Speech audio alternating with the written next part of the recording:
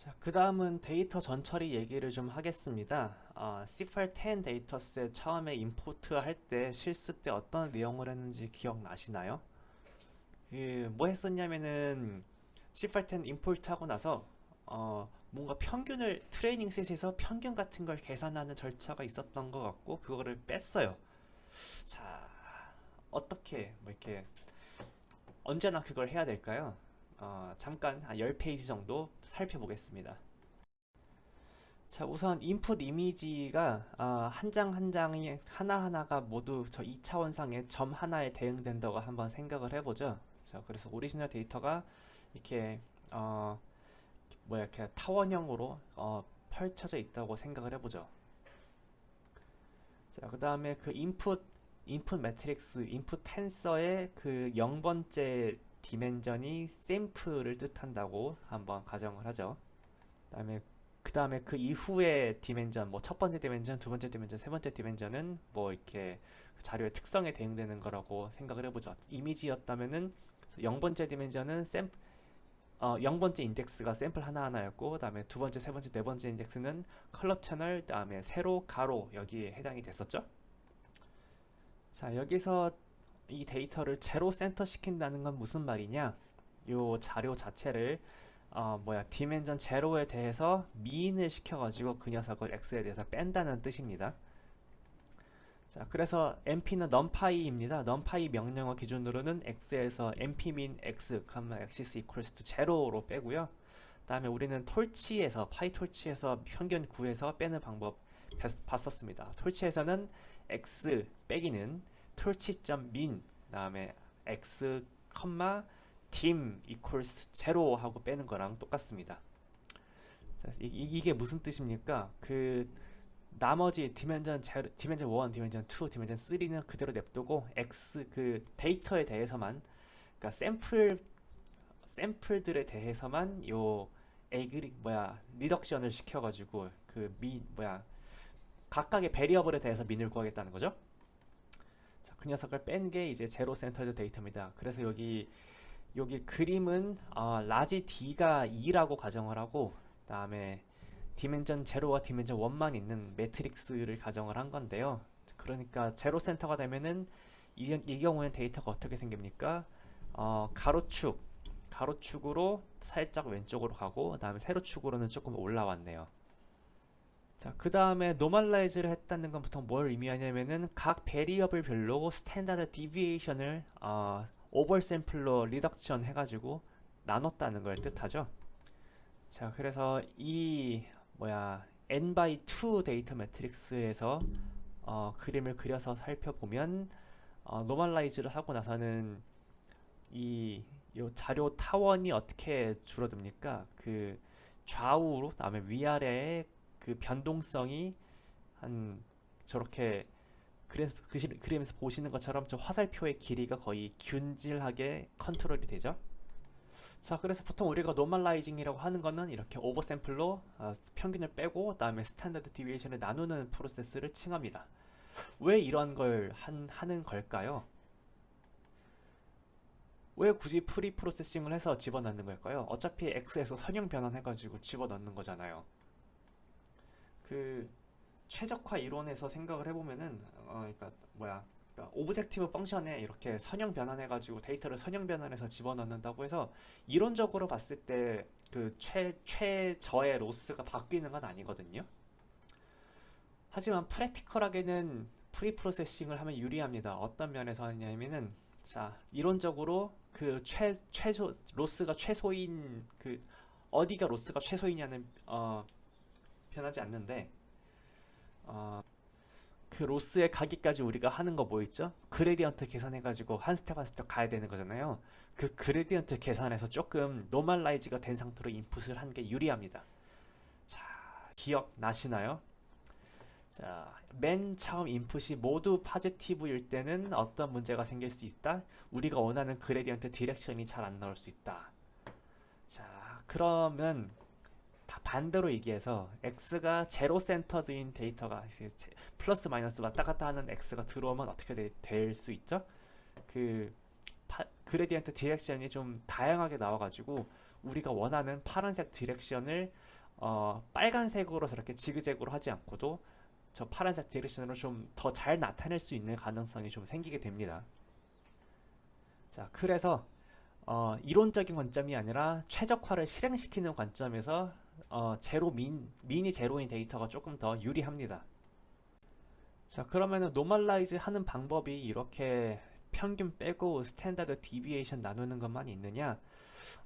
이미지에서 잘 쓰는 건 아니지만 이미지가 아닌 테이블 데이터 같은 경우에 그 각각의 그 픽셀 단위 데이터가 아니고 뭐 이렇게 뭐 키, 나이, 몸무게 이런 정형 데이터가 주로 들어있는 경우에는 사람들이 다른 그 전처리 테크닉도 많이 씁니다. 이를테면 샘플 코베리언스 매트릭스를 구한 다음에 샘플 코릴레이션 매트릭스를 계산해 가지고 그 녀석에 대해서 이제 자료 행렬을 샘플 코베리언스 매트릭스의 샘플 코릴레이션 매트릭스의 인버스를 곱하면은 이렇게 그 자료의 코릴레이션이 사라지게 되고요.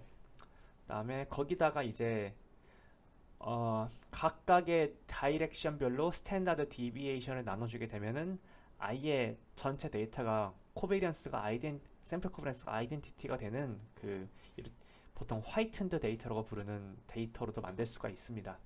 근데 중요한 거는 그 그러니까 코릴레이션까지 모두 날려버리는 식의 전처리는 이미지 데이터에 대해서는 쓰지 않는다고 보통 합니다. 자, 다시 얘기지만 그 데이터 이미지의 그 노멀라이제이션을 그 트레이닝에 넣기 전에 미리 왜 한다고 했죠? 자, 그 트레이닝이 더 잘 되게 하기 위해서인데 어떤 관점에서냐? 로스의 최소값이 바뀌는 건 아니고 그냥 로스를 낮추기 위해서 우리가 그레디언트 디센트로 계속 업데이트를 하는데 그 그레디언트가 조금 더 잘 우리가 원하는 방향의 그레디언트가 잘 나오게 하기 위해서 노멀라이제이션을 한다고 했습니다. 자, 다른 관점의 이야기입니다. 여전히 제가 하려는 얘기를 또 다른 관점에서 얘기하는 건데요. 자, 좌측이 그 데이터를 노멀라이제이션 하기 전입니다. 그래서 센터가 제로가 아니고 저 밑에 치우쳐 있습니다. 자, 그럴 경우에는 상상을 한번 해보십시오. EX 더하기 4라는 뭐 이런 그러니까 아주 간단한 디시전 바운더리가 있어요. 근데 거기서 EX 더하기 4에서 그 상수 2를 한 2.01 정도로 바꿔본다고 하십시오. 그러면은 이 디시전 바운더리의 슬로프가 아주 조금 체인지가 되는 거겠죠. 그렇지만 그 클래시피케이션 되는 데이터들이 X 원점에서 되게 멀리 떨어져 있으면은 그 슬로프의 미미한 체인지에도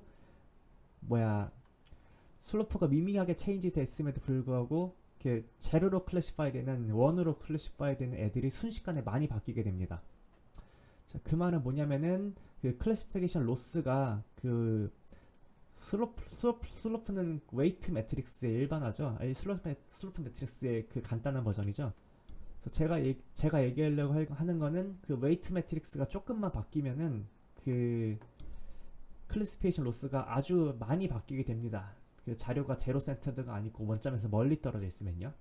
그래서 이게 간접적으로는 아까의 그 옵티마이제이션 프로세스를 되게 어렵게 만들 수 있다는 인사이트로 이어질 수 있습니다. 뭐 제가 과학적으로 되게 엄밀하게 설명한 게 아니기 때문에 그냥 그렇구나 정도로 그냥 들으시면 됩니다. 자, 만약에 노멀라이즈를 한 이후에 그 데이터들이 원점을 기준으로 좀 잘 분포해 있게 되면은 그런 그 웨이트의 작은 체인지에 조금 덜 민감해지게 됩니다. 그래서 이게 전체적인 그 뉴럴 네트워크 트레이닝 프로세스에서 로스를 낮추는 프로세스에서 좀 더 노멀라이제이션 하기 전보다는 조금은 더 옵티마이즈가 좀 쉬워진다고 합니다. 자, 그래서 부가적으로 얘기를 하자면 우리가 선형 회계 분석할 때도 자료를 표준화했던 거 기억하시나요? 네, 그래서 선형 회계 분석에서도 표준화를 한다고 해서 그 최적의 베타를 구하기 위한 그 로스 펑션의 미니멈 자체가 바뀌는 건 아닌데요. 그 미니머로 찾아가기 위해서 그 최적화 문제를 풀 때 노멀라이제이션이 된 최적화 문제가 훨씬 더 빠르게 수렴이 가능합니다. 자, 그러니까 아무튼 데이터가 0 근처에서 베리언스가 좀 균질해야 옵티마이제이션이 잘 된다는 거 기억해 두시기 바랍니다. 자, 그러면은 이미지 데이터에서 각각의 이제 맨 처음에 여러분들이 그 뉴럴 네트워크 트레이닝 시작하실 때 웨이트의 초기값 설정하는 문제, 그러니까 노테이션으로는 WT에서 T는 제로일 때, 그래서 W0 설정하는 문제를 지금 이제 얘기를 좀 해보겠습니다. 자, 뭐 이렇게 생각할 수도 있습니다. 뭐 웨이트 이니셜라이제이션 대충 해도 되는 거 아니냐? 자, 그러니까 모든 우리의 그 러너블 파라미터들의 초기값 W0, B0를 모두 exactly 제로로 설정을 하면 안 되느냐 이렇게 물어볼 수도 있습니다. 자, 여러분이 W와 B에 대한 컨벡스 펑션을 미니마이즈 하신다면은 초기값을 어디로 설정하시든지 언젠가는 그 유일한 글로벌 미니멈으로 수렴을 하게 되어 있습니다. 그렇지만 우리는 W와 B에 대한 non convex optimization을 하고 있죠. 그래서 이니셜라이제이션을 잘 해야 됩니다. 자, 그래서 그 non convex 문제에서 특히 이 뉴럴 네트워크 구조에서 올 제로로 이니셜라이즈를 하면 좀 하이 레벨로 봤을 때 어떠한 문제가 생길 수 있냐? 시메트리 브레이킹이라는 용어로 불리는 문제가 생길 수 있습니다. 자, 무슨 문제냐면은 자, WB가 모두 제로야. 그럼 인풋이 뭐든지 그 맨 마지막에 아웃풋 레이어가 모두 제로가 되겠죠. WB 모두 제로니까요. 자, 그러면은 아웃풋 계산하고 나서, 그러니까 포워드 패스 하고 나서 다시 그레디언트를 계산하기 위해서 백워드 패스를 해야 될 텐데, 백워드 패스를 하게 되면은 뭐 이렇게 써보실 필요까지는 없지만 모든 그레디언트들이 모두 exactly same value가 됩니다. 그래서 여기 히든 레이어에 노드가 4개 있잖아요. 그래서 첫 번째, 두 번째, 세 번째 노드로 가는 그 업스트림 그레디언트들이 전부 같게 됩니다. 자, 뉴럴 네트워크는 지가 스스로 각각의 그 히든 레이어의 각 4개의 노드들이 각각 자기 역할을 알아서 찾아가는 과정이죠. 그런데 맨 처음에 4개가 모두 같은 역할을 잡고 그레디언트들이 모두 같게 가니까 4개들의 역할에 모두 구분이 불가능하게 됩니다. 언젠가는 일종의 각각의, 그러니까 지금은 각각의 역할이 모두 대칭적이죠. 언젠가는 이 대칭성을 깨줘야 각각의 역할을 찾아가게 되거든요. 그런데 이 시메트리를 브레이킹을 하는 그 상황이 불가능하게 됩니다. 언제요? W랑 B를 모두 exactly 제로로 같게 설정을 했을 때요. 자, 그래서 어떤 식으로 이니셜라이즈를 해야 되냐면은 W랑 B가 모두 조금씩 달라가지고 맨 처음부터 이 레이어의 이 노드들이 각각 조금씩 다른 역할을 하도록 만들어줘야 그 다음 프로세스에서 각자의 역할을 찾아갈 수가 있게 됩니다. 자, 지금까지는 하이 레벨 얘기였고 약간 수학적으로 조금 더 정리해서 얘기를 하자면 기본적으로 뉴럴 네트워크 구조는 그 각각의 히든 레이어에서 노드들의 역할이 모두 대칭적인데 올 제로로 초기화를 하는 순간 그 대칭적인 역할을 깰 수가 없게 된다. 이렇게 정리를 하겠습니다. 자, 그래서 많이 쓰는 방법이 뭐였냐면은 우리가 지금까지 했었던 게 이거죠. 적당히 그 인풋 레이어의 인풋의 디멘전을 D인으로 하고 아웃풋 디멘전을 Dout으로 했을 때 그 D 인컴마 D 아웃의 개수만큼의 그 스탠다드 노멀 랜덤 넘버 제너레이트 해가지고 대충 곱하기 0.01을 한다는 거는 이 랜덤 넘버의 스탠다드 디비에이션을 0.01 정도로 맞춰준다는 거죠. 이렇게 랜덤 넘버로 이니셜라이즈를 합니다. 자, 잘 작동합니다. 작은 네트워크에서는요. 그렇지만 문제는 뭐냐면은 깊은 네트워크로 갈수록 점점점 문제가 생깁니다. 어떤 문제가 생기는지 한번 살펴보죠. 참고로 이 웨이트 이니셜라이제이션은 한 슬라이드 62페이지 정도까지 있습니다. 그래서 이렇게 우리가 보통 썼던 웨이트 이니셜라이제이션 문제점의 웨이트 이니셜라이제이션 방법의 어떤 과학적 문제점 같은 걸 살펴보고 개선된 방법론들의 그 약간의 직관 같은 거를 좀 살펴보고 넘어가겠습니다. 자, 아무튼 막 막 랜덤 넘버로 이니셜라이제이션 할 때의 문제입니다. 자, 그래서 어떤 거를 만들었냐면요. 자, 6레이어 뉴럴 네트워크를 만듭니다. 그다음에 각각의 그 히든 각각의 레이어의 그 사이즈는 4096으로 하고요. 자, 그 다음에 X는 어떻게 만들었냐? 16 곱하기 4096으로 초기화를 했습니다. 샘플 사이즈가 16이고 인풋 디멘전도 4096이네요. 자, 그 다음에 for 구문으로 forward 패스를 한 번만 돌립니다. 어떻게 하냐면은 일단 한 번만 돌린다는 건 웨이트 W0 다 설정해 놓고 이게 for 구문 밑에 첫 번째 줄이죠. 그 다음에 0층에서부터 이제 그 인풋이랑 그다음에 WX 곱하고 나서 그다음에 탄젠트 H 액티베이션을 씌웁니다. 그다음에 그 액티베이티드 된 값을 이제 HS라는 리스트에다가 저장을 해놓고 나서 이걸 히스토그램으로 한번 그려봤어요. 자, 어떤 문제가 일어납니까? 자, 처음에는 민 제로 그다음에 적당한 스탠다드 디비에이션으로 잘 이렇게 퍼져 있는 것 같아요. 근데 레이어가 올라가면 올라갈수록 어떻게 되죠? 점점 0 쪽으로 스퀴즈가 되죠. 자, 액티베이티드 값의 분포가 이렇게 레이어가 올라가면서 점점 그러니까 균질하지 않아. 자, 그러면은 무슨 문제가 생길 수 있냐? 어디 보자. 각각의 그 히든 노드 지날 때 그 DLDW가 어떤 식으로 생겼을지 한번 상상해 보실 수 있나요? 자, 그 레이어 6부터 점점 이렇게 백워드 패스 되겠죠. 그리고 다운스트림 그레디언트는 업스트림 그레디언트랑 그다음에 로컬 그레디언트의 곱인데 그 백워드 패스의 초장부터 그 로컬 그레디언트가 그 DLDW는 로컬 그레디언트고 로컬 그레디언트 죄송합니다. DLDW를 계산하기 위해서는 업스트림 그레디언트랑 로컬 그레디언트 곱해야 되는데 그 업스트림 그레디언트 옆에 곱할 로컬 그레디언트 어떻게 계산했었죠? WX에서 W 방향으로 미분하면은 X의 분포를 봐야 되는 거겠죠? 그 X의 분포가 맨 탑 레이어 초장부터 0 근처에서 거의 움직이지 않습니다. 자, 그렇다면은 레이어 6에서부터 다운스트림 그레디언트가 거의 0 근처겠죠? 자, 그러니까 우리가 러닝을 잘 하려고 해도 그레디언트가 0 근처에서 너무 찌질하게 움직이니까 거의 트레이닝이 거의 안 될 겁니다. 자, 그래서 거의 러닝이라는 게 거의 일어나지 않게 되겠죠. 자, 그러면 조금 더 웨이트 초기 값을 좀 더 퍼트리면 되는 문제일까요? 그래서 초기 웨이트 W0를 스탠다드 노멀에서 원래 스탠다드 디비에이션을 0.01로 했던 거를 0.05로 바꾸어 보았습니다. 자, 그리고 나서 또다시 그 액티베이티드 된 값들의 분포를 살펴봤는데 어머나 이번에 무슨 일이 일어납니까?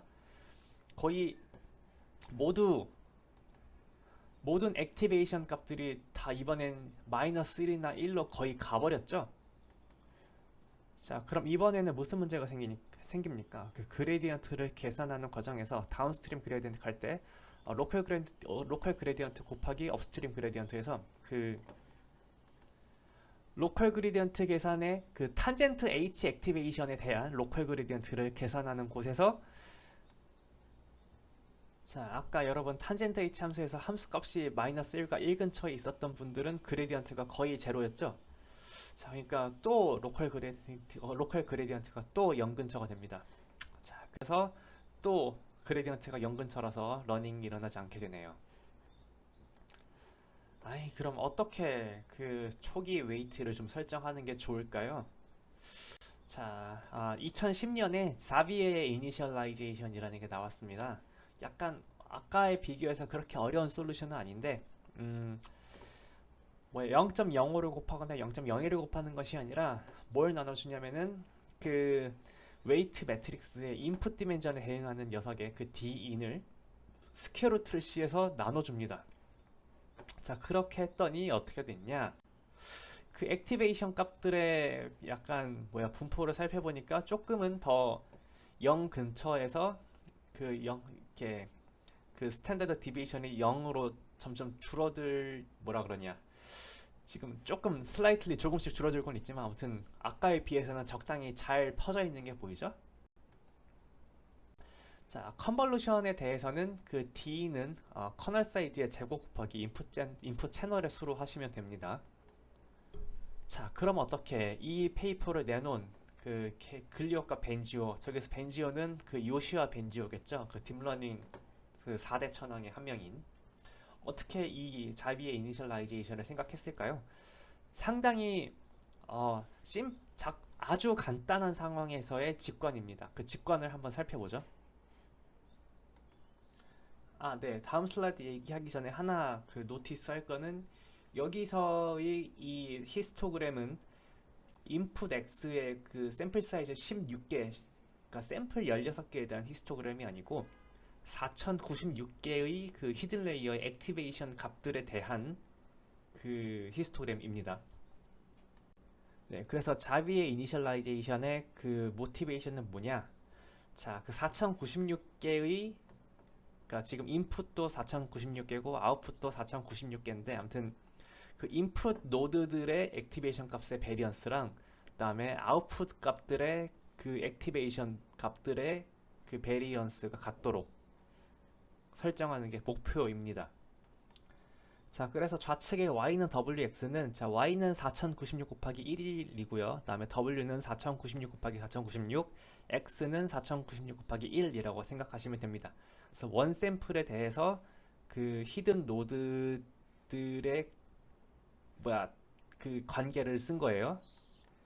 자, 그럼 아웃풋 yi 하나는 어떻게 만들어지겠습니까? 그래서 j는 1부터 4096까지 지금 d-in이 4096이고요. 그래서 j는 1부터 4096까지 갈 때 그 xj 하나 스칼라 하나랑 그 다음에 저 w 4096 곱하기 4096 매트릭스에서 그 로우 한 줄을 떼다가 w1부터 w 4096까지로 나타냅니다. 그래서 저 yi 하나를 만들기 위해서는 xj, wj의 내적이 필요하게 되겠죠. 아주 단순하게 쓴 겁니다. 이론적 직관을 설명하기 위해서요. 자, 근데 여기서 이제 여러 가지 가정들을 추가해가지고 자, 그 다음에 x랑 w가 인디펜던트하다는 가정을 하면은 저 베리언스를 다 뗄 수 있죠.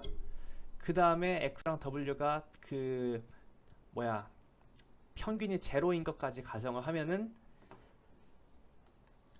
저 오른쪽에 분산의 정의에서 평균 제곱이 모두 날아가고 그다음에 제곱의 평균 좌측의 두 개의 곱은 다 x의 베리언스랑 w의 베리언스로 그냥 나타낼 수 있을 겁니다. 자, 이때 그 w의 베리언스를 d-in분의 1로 설정을 해주면은 d-in이 캔슬아웃이 돼가지고 그 yi의 베리언스랑 xi의 베리언스가 같게 되겠죠. 상당히 문제를 매우 간단하게 나타내가지고 천재적인 어떤 직관을 얻어냈습니다. 그래서 자비의 초기화의 그 스퀘어 루트 d 인분의 1이 이런 모티베이션으로 나오게 됐다 설명했습니다. 자, 그 다음 할 얘기는 뭐냐? 근데 우리 잘 보시면은 아까까지는 그 W 초기화하고 나서 넌리니어 액티베이션을 탄젠트 H 썼었거든요. 근데 그거 우리는 탄 H 안 쓰고 보통 렐루 쓰잖아요. 자, 렐루에서도 똑같이 그 자비의 이니셜라이제이션이 잘 통할 것이냐? 어디 보자. 그렇지 않은 것 같습니다. 점점 이게 자비의 이니셜라이제이션 하고 나서 이제 그 렐루 액티베이션 씌운 다음에 그 스타티스틱스들을 그 4096개의 그 히든 노드들을 히스토그램 찍어 보니까 또 0으로 모이는 현상이 다시 관찰되네요. 또 러닝이 일어나지 않겠죠? 자, 왜냐? 자비의 이니셜라이제이션은 그 제로 센터드 액티베이션 펑션을 어스움하고 있거든요. 아까 자비의 이니셜라이제이션 유도할 때 그 x랑 w가 x가 제로 센터드 이런 거 기억나시죠? 거기서의 x가 지금 제로 센터드가 안 돼 있는 상황입니다. 반 정도가 이그젝틀리 제로로 그냥 트렁케이티드 돼버렸죠. 자, 그러면은 자비의 이니셜라이제이션을 버려야 되느냐? 여기서 또 천재적인 직관이 또 나왔는데 물론 유도 과정은 따로 있겠습니다만 반이 날아가 버렸으니까 베리언스가 반으로 줄어들었어. 그러니까 그거를 리커버 그거를 다시 인풋 베리언스랑 아웃풋 베리언스를 같이 같게 가져가 주고 싶은데 그 인풋에서 반이 날아가 버렸어. 그 반을 회복시켜주기 위해서 2를 곱해줍니다. 자, 그래서 렐루에서는 지금 여기 코드에서는 똑같이 d-in의 스퀘어루트만 나눈다고 코드가 써 있는데 이거는 에러터고요. d-in만 d-in 스퀘어루트 d-in만 나눠주는 게 아니라 스퀘어루트 d-in 나눠주고 그다음에 2를 곱해줍니다. 자, 그렇게 되면은 렐루에 대해서도 그 맨 처음 그 초기에 그 웨이트 초기 값들이 다 0으로 모이지 않고 적당히 잘 퍼져 있는 형태를 취하게 되네요. 자, 이게 보통 사람들이 많이 쓰는 그 카밍이라고 부르는 게 맞나? 카밍 이니셜라이제이션입니다. 다음에 이분 아마 이 카밍해 소속인 것 같기도 한데 마이크로소프트 리서치의 약자를 따와서 MSRA 이니셜라이제이션이라고 부른다고도 해요. 자, 그럼 뭐 이걸로 뭐 컨볼루션 뉴럴 네트워크 이런 거 다 뭐 풀리 커넥티드 뉴럴 네트워크 다 이니셜라이제이션 잘 할 것 같아. 자, 그 다음으로 살펴볼 문제는 뭐냐? 레즈넷에서는 그럼 이니셜라이제이션 어떻게 해야 되죠? 자, 인풋과 아웃풋의 베리언스가 같게 이 철학을 유지한다고 치면, 자, 레즈넷에서는 무슨 문제가 생길 수 있냐? 그 레즈넷 블록 한번 띄워놓고 나면은 저기 더하기 노드에서 이 오리지널 인풋 x를 더해주게 되죠. 자, 그러면은 우리가 컨볼루션 레이어 두 개에서 그 이니셜라이제이션 MSR의 이니셜라이제이션 하면은 베리언스 fx랑 베리언스 x는 똑같을 겁니다. 컨볼루션 두 번 지나간 거를 베리언스 fx라고 하면은 컨볼루션 두 번 지나간 거를 fx라고 하면은 그래서 fx의 그 노드들의 그 베리언스는 인풋된 x의 그 노드들의 베리언스들이랑 똑같을 텐데 더하기 노드를 지나고 나서는 우리는 fx뿐만이 아니라 fx 더하기 x를 하는 거죠. 자, 그러면은 이 레지듀얼 블록의 다음 레지듀얼 블록에서의 그 인풋의 베리언스는 베리언스 fx 더하기 x가 될 텐데 저는 이 레지듀얼 블록을 지나가기 이전에 x의 베리언스인 그 베리언스 x보다 커지게 되겠죠. 자, 그래서 결론적으로 MSR의 이니셜라이제이션을 하게 되면 블록을 지날 때마다 베리언스가 커집니다. 자, 베리언스 같게 철학이 지금 유지가 되지 않죠. 그럼 이걸 어떻게 좀 고치느냐? 자, 이게 또 천재적인 직관입니다. 자, 그냥 천재적이라기보단 상당히 좋은 잔머리죠. 그래서 이 레지듀얼 블록의 첫 번째 컨볼루션 블록은 MSR의 이니셜라이제이션을 하고 그다음에 이 레지듀얼 블록의 두 번째 컨볼루션 X의 두 번 위에 있는 이 컨볼루션은 모든 컨볼루션 그 필터 웨이트를 제로로 만들어 버리려고 합니다. 자, 그러면은 그럼 fx는 이그젝틀리 제로가 될 테니까 그러면은 레지듀얼 블록 두 번 지나가고 나서의 그 베리언스가 베리언스 x랑 똑같게 되겠죠? 네, 여기까지 해가지고 이니셜라이제이션 방법으로 제한된 여러 가지 전략들을 좀 살펴봤습니다. 매우 활발한 연구 분야입니다. 아무래도 우리는 기본적으로 그 W에 대한 non-convex optimization을 하고 있는 만큼 이니셜 포인트 설정이 매우 중요한데 그렇다고 글로벌 옵티마에 가까이 있는 그 W의 값도 우리가 모르잖아요. 그래서 최대한 그냥 직관적으로 약간 장님이 코끼리 만지는 기분으로 어디서 시작을 해야 그레디언트가 최대한 잘 다양하게 갈 수 있을 것인가 이런 거를 고민하면서 많은 문헌들이 그 제안이 되어 왔네요. 그래서 정리하자면은 보통 그냥 렐루 액티베이션을 쓰는 한 그 MSR의 이니셜라이제이션 혹은 캐밍 이니셜라이제이션을 하시면 되겠습니다. 그 이니셜라이제이션의 모티베이션은 뭐였죠? 인풋 노드와 아웃풋 노드의 그 싱글 이그젠플에 대한 그 노드 간의 액티베이티드 밸류에 대한 그 베리언스가 거의 비슷하도록 유지하는 거였죠.